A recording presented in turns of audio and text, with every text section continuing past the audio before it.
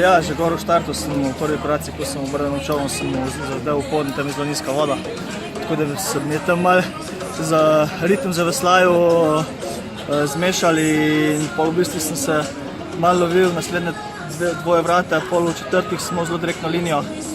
In nažalost je glih tista goba, tisti tok pršel in me je kar prestavil nižji dol, tako da sem mogel pete loviti. In v bistvu tiste vratce, ko sem jih lovil te pete, to so najbolj nehvaležne vratce, ker tam se voda ustavi in že tako nimaš hitrosti in če pa še zgubiš, pa pol ful veliko moči zgubiš oziroma ja, porabiš za to, da dobiš nazaj hitrost, ampak pol naprej dol sem vedel, da v bistvu da je od spodaj zelo mi je všeč ta spodnji del proge, ko moraš ritem za veslanje prav dobiti in vedel sem, da lahko, da ni konc, dokler ne pridem čez cilj in se pač boril do konca in poskušal izniti zaostank, ampak ne vem, Vid pa Mihael sta bila danes malo prehitra, brez one napake gor na vrh, pa v bistvu v zadnjih kontra sem malo čakal, brez teh dveh napak, jaz mislim, da bi se lahko danes brez problema boril tudi za zmago, ker v bistvu smo v polfinalu najhitrejši cajt dneva in pa nič nisem pretiraval,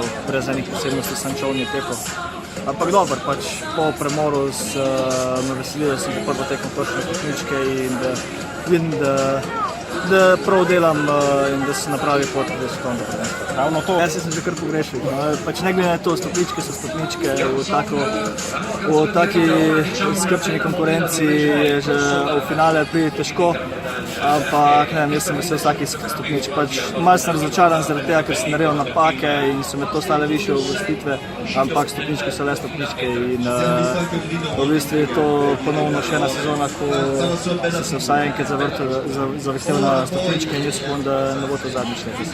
V bistvu mi je šlo na roko tlele tale Ivreja, ko je tako divna voda in moraš malo znati gledati vodo in veslati po divji vodi, najdite prav timing za veslaje in za porivanje čolna. In pač to je tista stara šola in konc koncev tudi naravna reka, sam pač kanal je zbetoniran skupaj dosti podobno flotacno. In jaz uživam na takih prog in škoda, ko ni več tekem na takih divjih progah, ko je rečemo Ivreja, ampak to ni na nas, pač mi se moramo čim bolj pripraviti na vsako tekmo, ko pride in izgleda čim več. Jaz upam, da bojo ostale moje proge, pač jaz sem se na obeh progah zelo tako sproščenega počutil, zelo samozavestnega. Progo vsi vemo, da sem tam dosegel enega od svojih največjih uspehov, od prve zmage v svetovnem pokalu, prve zmage na svetovnem prvenstvu. Imam dosti tam stopničke.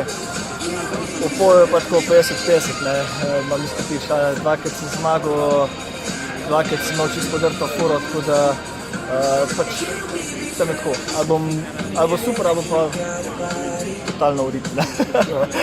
Še urit? Ja, ma ne, jaz mislim, da to ni vraželjenost, pač enostavnost, ko sem se usedel v čoln, sem se dobro počutil v njem in videl sem, da dosti bolj samozavestno, no.